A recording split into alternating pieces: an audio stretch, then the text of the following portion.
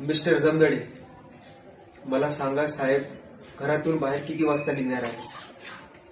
8 वाजता, 9 वाजता की 9:30 वाजता? काय म्हणालात?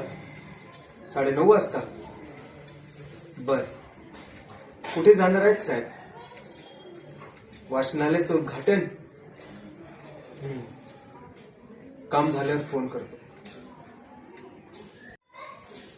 हॅलो, कोण? पक्या?